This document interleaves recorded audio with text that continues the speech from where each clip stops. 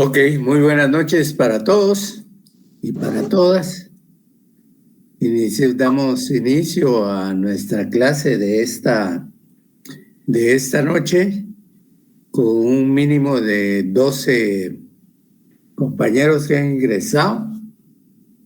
Me imagino que el otro resto ha de andar con el tema de las antorchas y que el resultado de ello es que no los tengamos en clase. Buenas noches, Alfredo, René Sandoval.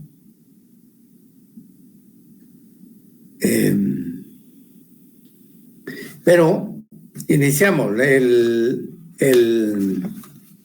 la clase anterior dijimos que el título de la clase de estos 2 días sería las relaciones entre los estados, los órganos de los estados, su clasificación, que los tenía como órganos internos y órganos externos de las relaciones internacionales. Dijimos que toda la información de este punto de manera concreta la encontramos en el libro de Derecho Internacional Público del doctor Carlos Ochaita en su 8ª edición del año 2015. Entonces hablamos de la información que hoy vamos a analizar con relación a estas figuras de las relaciones internacionales y puntualizo que la misma está a partir de la página 312 a la página 355 inclusive. 312, 355 inclusive. Entonces, hacemos referencia a esta información que vamos a encontrar ahí, pero también les vamos a pedir que consigan, ya para hoy en la noche, ya la tendrían que haber tenido, 2 documentos importantes, como son la Convención de Viena sobre Relaciones Consulares de 1963 y la Convención de Viena sobre Relaciones Diplomáticas de 1964. Como verán, son 2 instrumentos jurídicos internacionales que se refieren a las relaciones diplomáticas y a las relaciones consulares, es decir, las funciones de los cónsules en primer lugar y luego las funciones de los agentes diplomáticos, de los embajadores y de todas aquellos sujetos que la misma convención estime como agentes diplomáticos o incluya dentro de este concepto de la diplomacia internacional. Al efecto, entonces, vamos a definir los conceptos. Vamos a establecer, en primer lugar, que estos órganos de las relaciones internacionales forman parte de los órganos externos de los cuales se vale el Estado para poder hacer efectiva su voz, su voluntad, el diseño de su política internacional en el caso de los agentes diplomáticos y en el caso de los cónsules, todo lo que se relacione con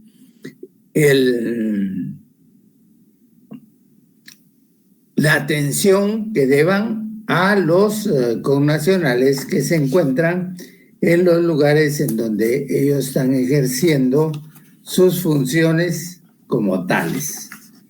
Entonces, vamos a decir que los órganos descentralizados, eso lo decimos conforme a lo que establece el doctor en la página 327, él indica que es evidente la imposibilidad de los jefes de Estado o de sus ministros de Relaciones Exteriores de ocuparse directamente en el extranjero de los asuntos que atañen a sus propios estados. A dicho efecto, nombran ciertas personas que tienen el carácter de órganos externos o descentralizados. Dice, estos órganos son dos: los diplomáticos y los cónsules. Y hacemos por ahí un comentario con relación a lo que establece el doctor en ese párrafo, partiendo del hecho que efectivamente un jefe de Estado no puede estar presente en los diversos estados en los que tengan representación diplomática. Y entonces tampoco su brazo ejecutor, tampoco el ministro de Relaciones Exteriores, tampoco el canciller, tiene esa posibilidad de estar presente en cada uno de los países donde tienen representaciones diplomáticas. Al efecto, sí mantienen un control y una comunicación constante con estos órganos, con estas personalidades que representan al Estado en el exterior. En su calidad de diplomáticos, en su calidad de cónsules, en su calidad de embajadores, de agentes de la diplomacia. Entonces, dice el doctor que se dividen en dos: los diplomáticos y cónsules. Diplomáticos y cónsules.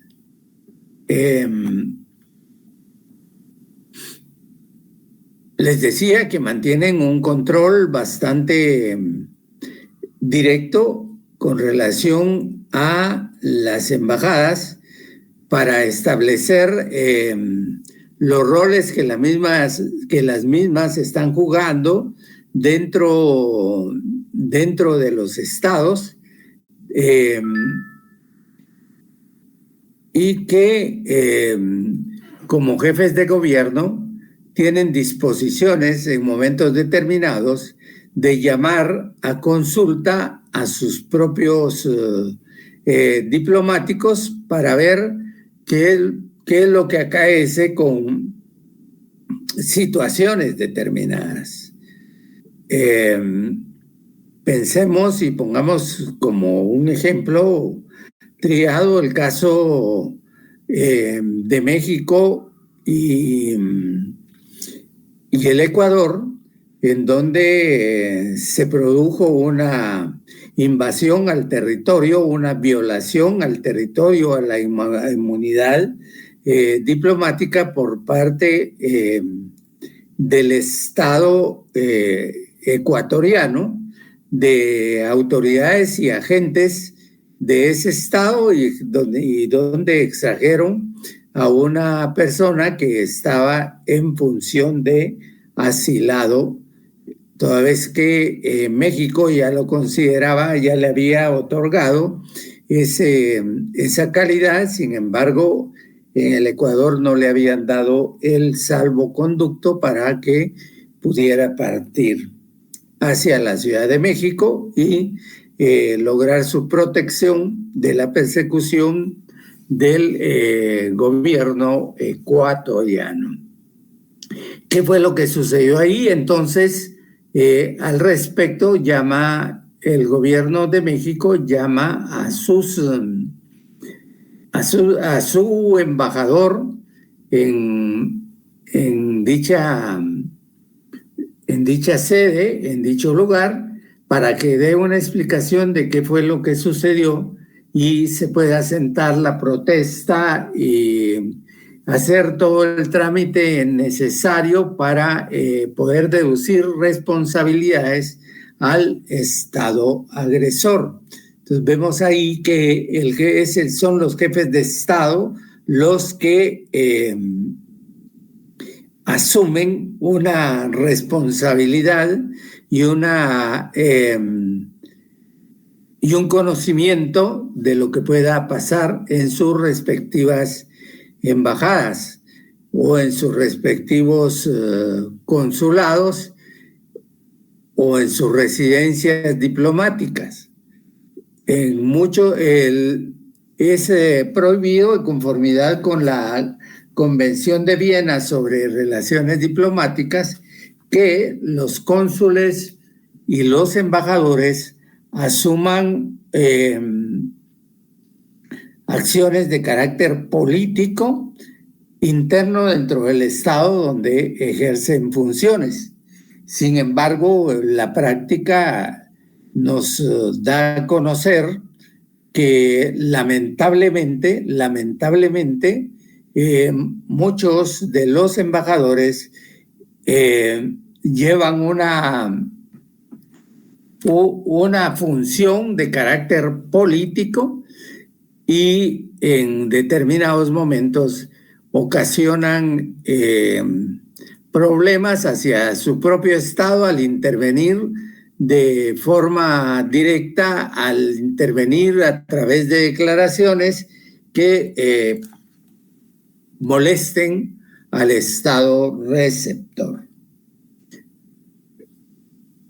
Decimos entonces que como resultado de ello, ello es resultado de que los jefes de Estados y los cancilleres tendrán conocimiento del quehacer, de las funciones internas de sus propios diplomáticos, a quienes en un momento dado también les pueden dar instrucciones a efecto de que asuman posiciones injerencistas dentro de los estados.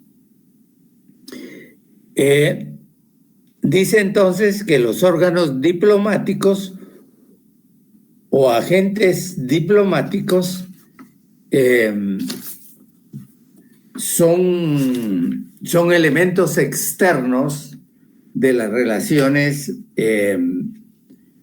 diplomáticas de un Estado.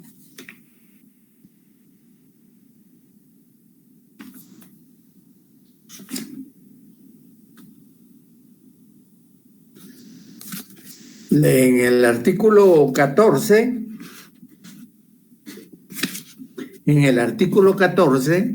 de la Convención de Viena sobre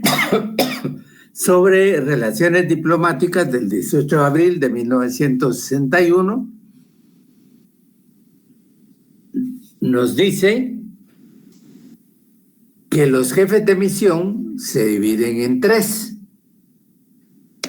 los embajadores o nuncios acreditados ante los jefes de Estado y otros jefes de misión de rango equivalente.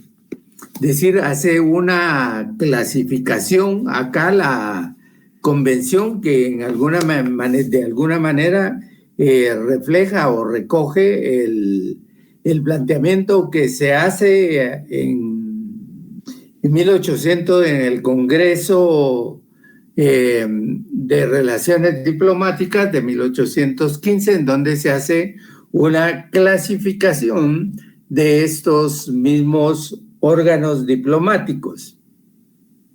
Entonces, en la literal A del artículo 14, numeral 1, hace ver a embajadores o nuncios acreditados ante los jefes de Estado y otros jefes de misión de rango equivalente.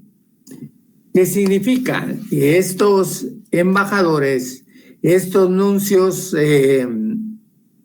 estos nuncios y otros jefes de misión con rango equivalente deberán de presentar sus respectivas acreditaciones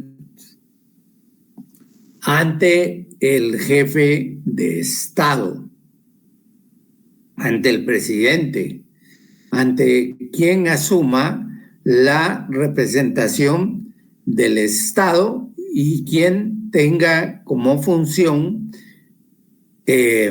recibir las acreditaciones de esos personajes. Luego se clasifican también en agentes enviados, ministros o internuncios acreditados ante los jefes de Estado. También estas personas tendrán que acreditar su representación, su nombramiento ante el jefe de Estado, el Estado receptor. Y también, como tercera división, tenemos a los encargados de negocios acreditados ¿ante quién? Ante los ministros de Relaciones Exteriores. Los primeros se van a acreditar ante el jefe de Estado. Los encargados de negocios se van a acreditar ante los ministros de Relaciones Exteriores. Dice, salvo por lo que respecta a la precedencia y a la etiqueta, no se hará ninguna distinción entre los jefes de misión por razón de su clase. Los estados se pondrán de acuerdo acerca de la clase a que habrán de pertenecer los jefes de misión. Entonces encontramos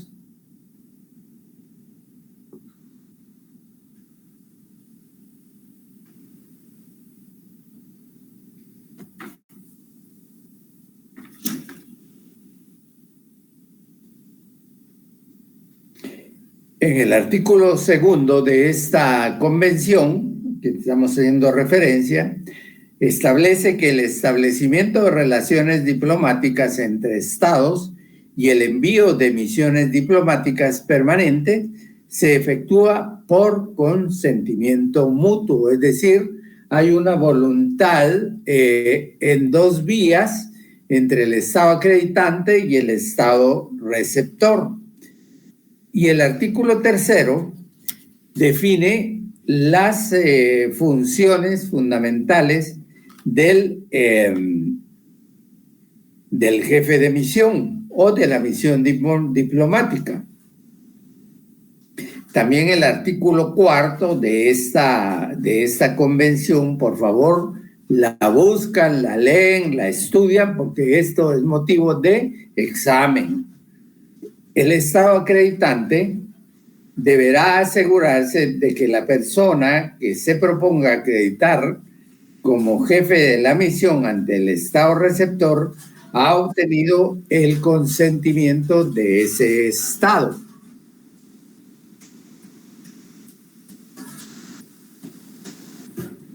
Es decir, tiene que ser una persona aceptada por el estado receptor que llene las calidades exigidas por ese estado para que esta persona no pueda ser declarada non grata y no sea aceptada como tal. Por eso el Estado acreditante debe asegurarse previamente que este personaje reúne las calidades y requisitos que exige el Estado receptor.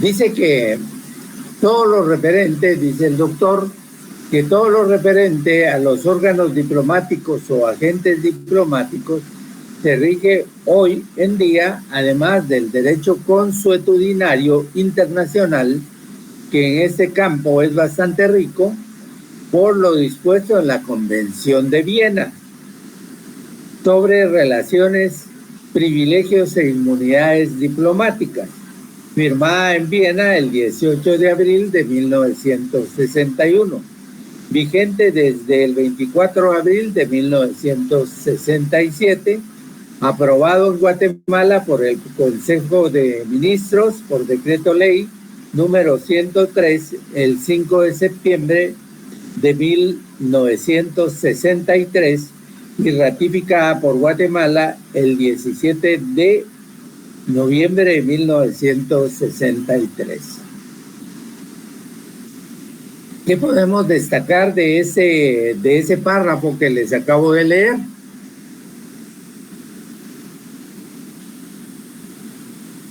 Dice que es firmada en Viena el 18 de abril de 1961. Vigente desde el 24 de abril de 1967 en Guatemala.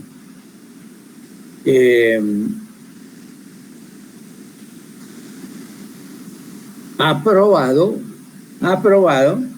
en Consejo de Ministros por decreto ley número 103. ¿Por qué eso?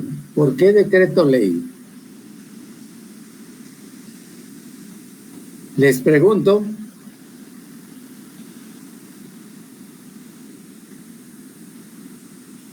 De 1963, decreto ley de 1963. ¿Qué pasó ahí? ¿Por qué el jefe de Estado es el que está firmando un decreto ley o un consejo de ministros está firmando un decreto ley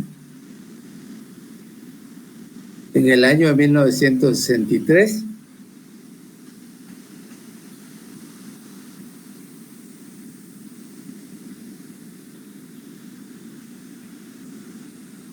¿Quién decreta las leyes? ¿Quién decreta la aprobación de las convenciones y de los tratados internacionales a nivel interno? ¿Cuál es el órgano? ¿El Ministerio de Relaciones Exteriores, LIC? ¿Que pertenece al Ejecutivo? No, es el órgano que da por aprobado un tratado, da por aprobado un convenio.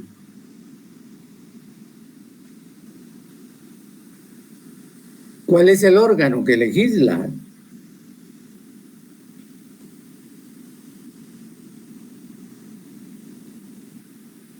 Pregunto, ¿cuál es el órgano que legisla?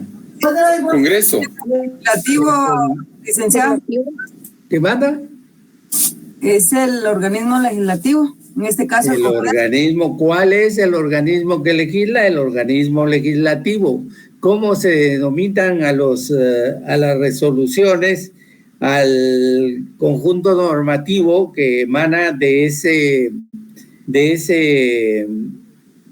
órgano del Estado, organismo del Estado? ¿Cómo le denominamos?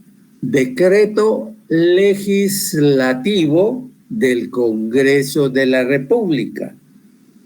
Y entonces mi pregunta es, ¿por qué en este caso se aprueba por un Consejo de Ministros y se emite un decreto ley?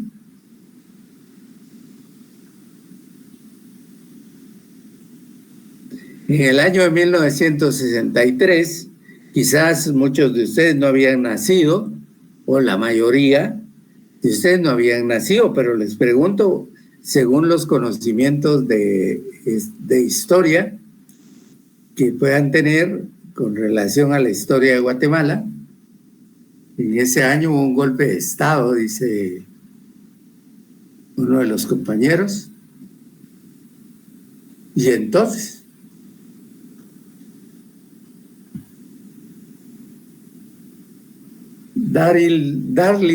Raquel dice, en ese año hubo un golpe de Estado.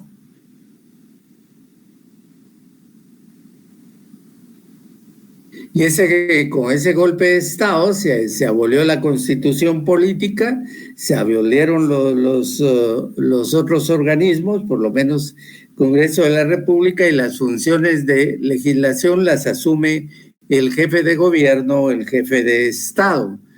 Entonces, lo que tenemos ahí es un gobierno que no ha llegado al poder por medio de elecciones celebradas de forma democrática, es decir, no llegó por la voluntad soberana del pueblo, sino que simple y sencillamente asumió de manera violenta el poder.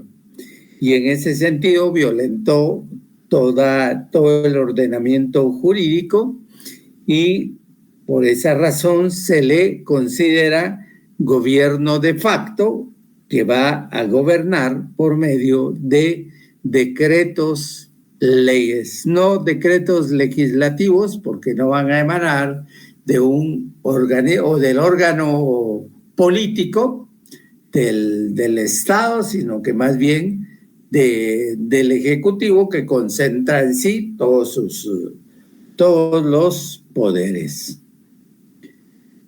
¿Alguna duda? ¿Estamos claros con esto? Dice que anteriormente antes de este instrumento, existieron el Reglamento de Viena 1915, el Protocolo de Aix-la-Chapelle de 1818 y la Convención de Viena de 1915.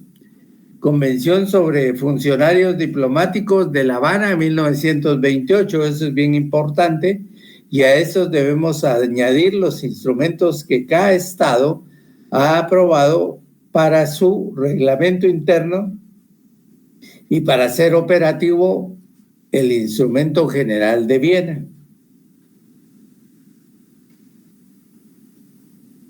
¿Qué o quién es un agente diplomático?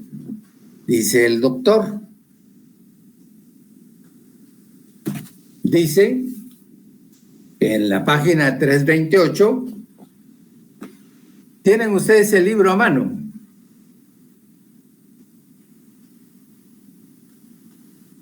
Ustedes no están presentes en la clase. Bien, Lick, pero yo no tengo el libro. No tengo el libro a la mano, Lick. Es que les estoy preguntando y no tengo respuesta. Silencio, pareciera que no están del otro lado de la pantalla. Sí están. Sí, Lick. Presente, Lick. ¿Todo bien, Lick? Todo bien, 1, 2, 3 nada más tenemos en clase. Y 4 con Jessica. Y los demás no están presentes. Pues entonces a ustedes 4 les voy a decir, o les voy a pedir que les hagan saber a sus demás compañeros que en el día del examen lleven la Convención de Viena sobre Relaciones Consulares y la Convención de Viena sobre Relaciones Diplomáticas, porque hay preguntas que resolver con relación a estos instrumentos internacionales y no vamos a permitir bajo ninguna condición que se estén prestando las leyes. Mejor las llevan y van haciendo su propio acervo diplomático. Entonces a ustedes 4 les pido de favor que le hagan llegar esta información a sus demás compañeros. ¿Qué o quién es un garante, es un agente diplomático? Dice el doctor. La convención lo define escuetamente. Así, por agente diplomático se entiende el jefe de misión o un miembro del personal diplomático de misión.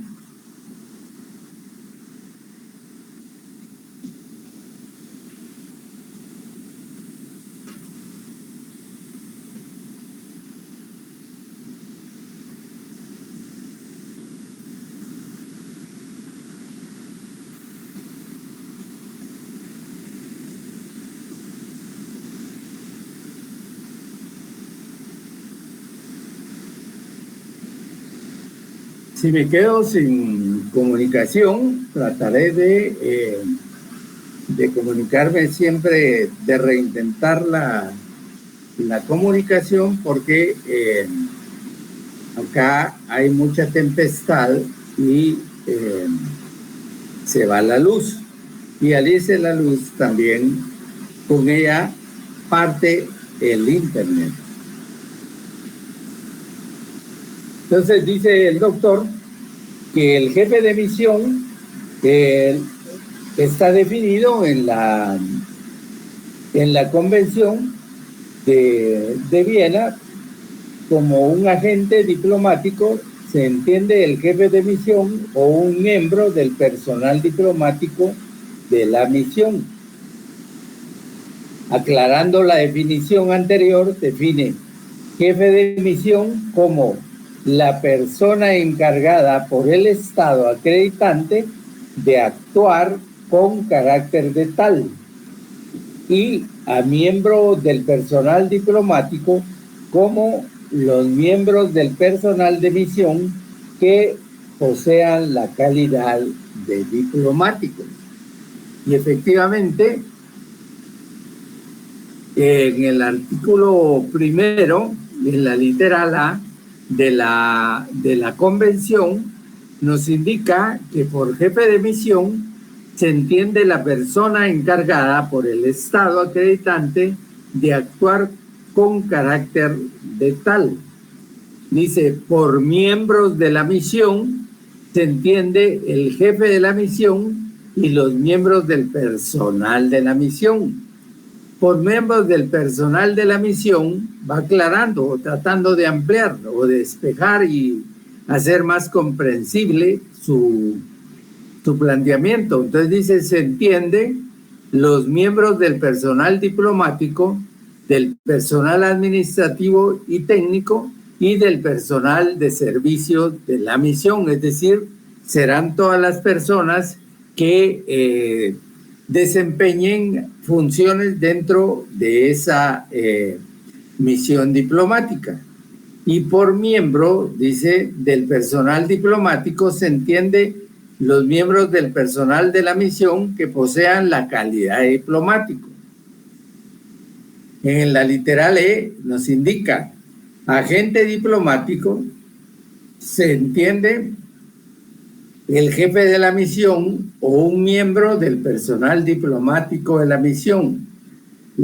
Por miembros del personal administrativo y técnico se entiende los miembros del personal de la misión empleados en el servicio administrativo y técnico de la misión. Los miembros del personal de servicio se entiende como los miembros del personal de la misión empleados en el servicio doméstico de la misión y de la residencia. Y por criado particular se entiende toda persona a servicio doméstico de un miembro de la misión que no sea empleada del Estado acreditante. Y luego tiene otra definición que se refiere ya no a los agentes, pero sí a los lugares, a los locales, a las casas en donde exista o esté localizada la misión.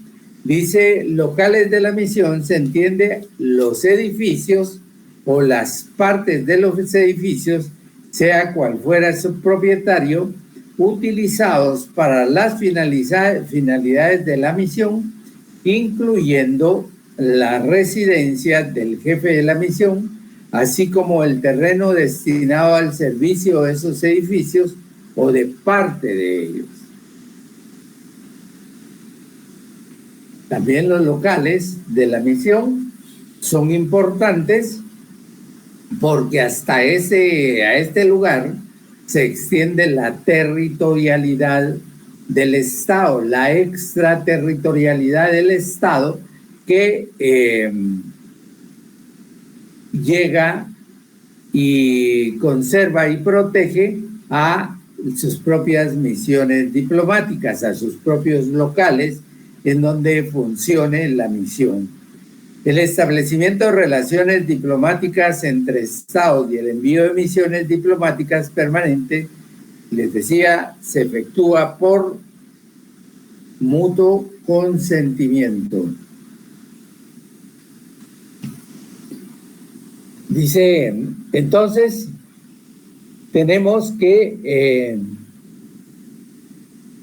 en sentido amplio, dice el doctor, un agente diplomático es una persona que representa al jefe de Estado y siendo que en este se personaliza el Estado mismo, por extensión el agente diplomático personaliza al Estado en el extranjero.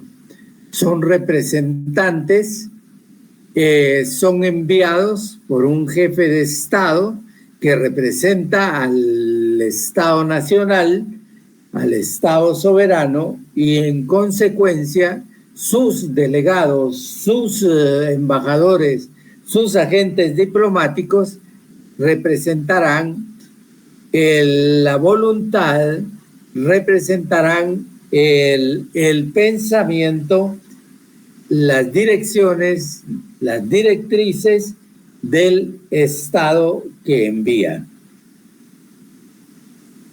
En general dice que los agentes diplomáticos son los encargados de dar a conocer frente del Estado en el cual están delegados la política exterior de su país que representan. No debemos confundir diplomacia con política exterior, en palabras de Max Sorensen.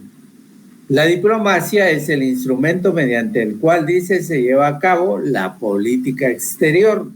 Y la política exterior, conjunto de decisiones tomadas por un gobierno en relación con la posición del Estado frente a otros estados y su actitud dentro de las organizaciones y conferencias internacionales.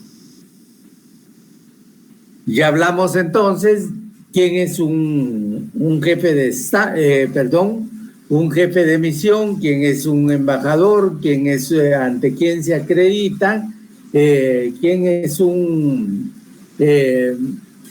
representante o agente de negocios y ante quién se acredita, que son, ya vimos que los locales de la misión también son importantes, al igual que la valija diplomática, guardan protección y los estados acreditantes y los estados receptores deben de guardar ese cumplimiento de las normas de protección con relación a la inmunidad, con relación a la inviolabilidad de la jurisdicción, la inviolabilidad del territorio de estos lugares de las sedes diplomáticas. ¿Cómo llegan? ¿Cómo se nombran? ¿Cuál es el procedimiento? Vamos a ver entonces, de conformidad con esta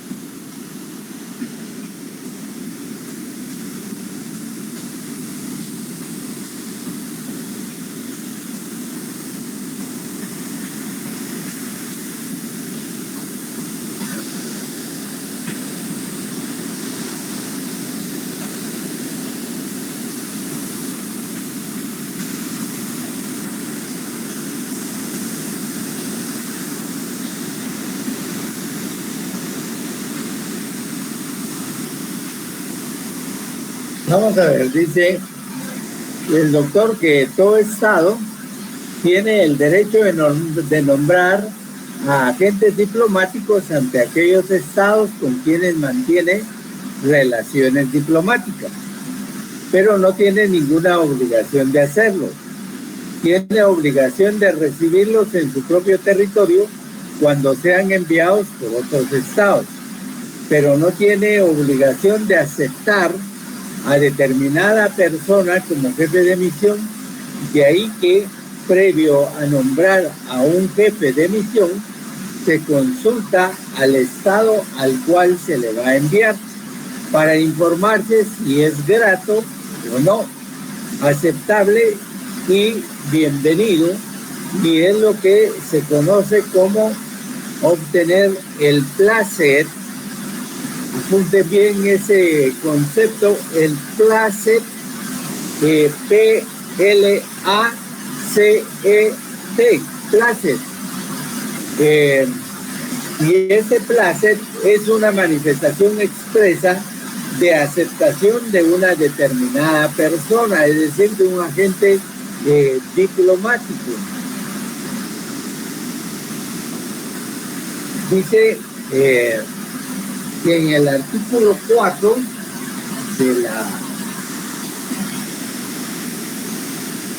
de la convención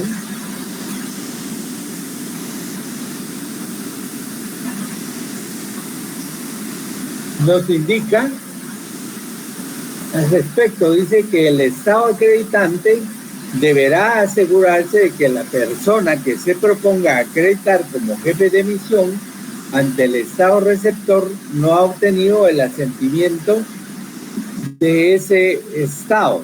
2. El Estado receptor no está obligado a expresar al Estado acreditante los motivos de su negativa a otorgar el consentimiento. También se podrá nombrar a un agente diplomático para varios estados, lo cual se conoce con el nombre de concurrencia. Subrayenlo en su libro o apunten o tomen nota de ese concepto, concurrencia, que significa que un embajador, que un jefe de misión atenderá a varios estados de manera particular. Ya vimos cómo se clasifica los jefes de misión. Dice que la misión propiamente dicha incluye las credenciales que terminan generalmente con la muerte del jefe de Estado. Es decir, cuando muere el jefe de Estado, esas credenciales pierden su vigencia y entonces tendrán que ver la opción de buscar nuevas formas para acreditarse. El pasaporte diplomático, los plenos poderes o plenipotencia para negociar u ocuparse ordinariamente de los asuntos que interesan o pueda interesar a su gobierno. Todo eso incluye la misión. Las instrucciones públicas y secretas, era lo que les hablaba, mixtas, generales y especiales. La clave o cifra para comunicarse con confidencialidad y seguridad. Y los locales para la misión, oficinas y residencia. Vemos que eso comprende la misión, las credenciales, el pasaporte diplomático, los plenos poderes, es decir, que cuentan con poderes amplios, poderes plenos para representar al Estado en el lugar en donde ejerzan sus funciones. En el artículo 3 de la Convención indica que las funciones del jefe de misión es representar al Estado acreditante al que pertenece, proteger en el receptor los intereses del Estado acreditante y los de sus nacionales dentro de los límites permitidos.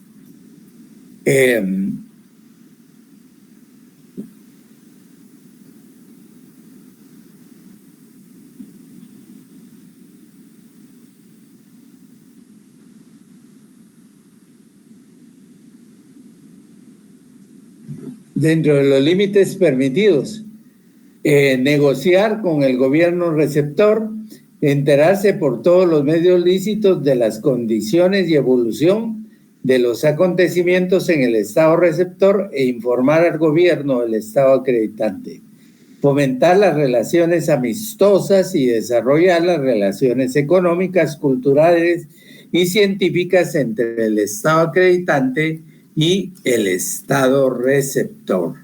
Dice, además de la negociación de tratados y convenios, siguiendo las instrucciones de sus respectivos estados y mantener las relaciones en un clima de respeto mutuo y cordialidad. Locales de misión. ¿Qué se entiende por esos locales de misión? Son los edificios o las partes de los edificios, sea cual fuere su propietario, utilizado para las finalidades de la misión, incluyendo la residencia del jefe de la misión, así como el terreno asignado al servicio de esos edificios o partes de ellos. Los locales son importantes, gozan de inviolabilidad, es decir, gozan de extraterritorialidad, y a ese respecto la Convención nos está indicando en el artículo 21, el Estado receptor deberá facilitar la adquisición en su territorio de conformidad con sus propias leyes por el Estado acreditante de los locales necesarios para la misión o ayudar a éste a obtener alojamiento de otra manera.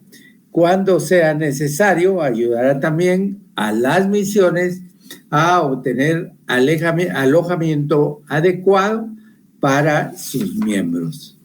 Son inviolables, dice,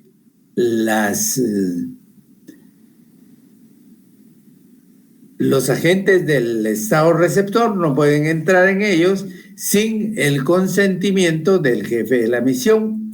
El Estado receptor tiene la obligación de proteger con todas las medidas adecuadas para evitar que se turbe la tranquilidad de la misión o se atente contra su dignidad. Y los locales de la misión, su mobiliario y demás bienes situados en ellos, así como los medios de transporte de la misión, no podrán ser objeto de ningún registro, requisa, embargo o medida de ejecución. Habla de los privilegios y de las inmunidades, de la inmunidad de que goza el agente diplomático, de la inmunidad en jurisdicción penal, también de inmunidad de jurisdicción civil y administrativa, excepto si se trata de acciones personales en las que él tenga responsabilidad y deba responder en ese estado. No puede ser objeto de ninguna medida de ejecución, y la inmunidad de jurisdicción de un agente diplomático en el Estado pueden ser legislativas, ordinarias, y deben ser aprobadas por el Estado. Nos vamos a quedar acá con lo relacionado a la finalización de la misión. Cuando termina esa misión, Dice, por la expiración del objeto, es decir, que los estados acreditante y el estado receptor crean conveniente que la misión ya no tiene mayor objeto o razón de ser. También por expiración del término de esa misión. Es decir, si va por un plazo determinado y el plazo vence, entonces ahí ha expirado el plazo y como consecuencia de ello finalizan las funciones de la misión. Por traslado de esa misión de un estado a otro estado receptor. Por el fallecimiento de su mandatario, ya vimos que termina las acreditaciones también. Y a la muerte del mandatario se tendrá que ver el nombramiento de nuevos o la confirmación de los agentes diplomáticos. Por declararse o considerársele non grato, es decir, el estado receptor le dice al agente diplomático, al embajador, le doy 48 horas para que abandone usted y su misión el país, toda vez que lo declaro no grato para los intereses de este Estado por haber violentado las normas de la Convención de Viena y las normas internas de este país. También finaliza porque se produzca una guerra entre ambos países y que como resultado de ello se retiren las delegaciones. Por cambio del régimen, es decir, que cambia el mandatario de un estado quien tiene otras formas de pensamiento y entonces retira a su personal. Y la última es porque el embajador o el agente diplomático fallezca. Es decir, termina su vida física y por tanto todas sus acciones en este plano físico y se trasladará a otro plano. Con ello entonces tenemos damos por finalizado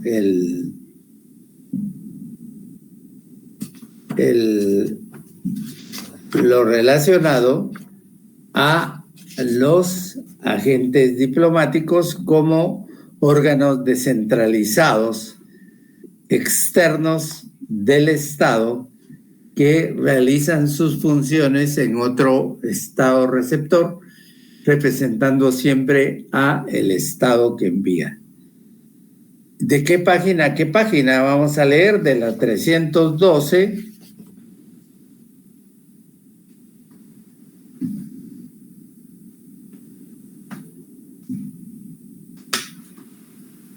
a la 355 inclusive. 312, 355 inclusive. Bueno, vamos a terminar en el día de hoy la clase y nos vemos el día miércoles, primero Dios. Quienes no hayan realizado el examen ordinario, lo vamos a realizar el próximo miércoles. Así es de que avísenle a sus compañeros que el miércoles es el examen extemporáneo. Nos vemos por allá entonces, que tengan un feliz fin de semana. Quienes tengan que desfilar, vayan a desfilar. Quienes lleven la antorcha, pues lleven la antorcha, pero siempre cuidándose de cualquier situación. Que tengan buena tarde. Gracias, Lick. Feliz noche. Adiós. Cuídense mucho. Adiós. Feliz noche, Lick. Gracias. Adiós. Feliz noche. Gabriel.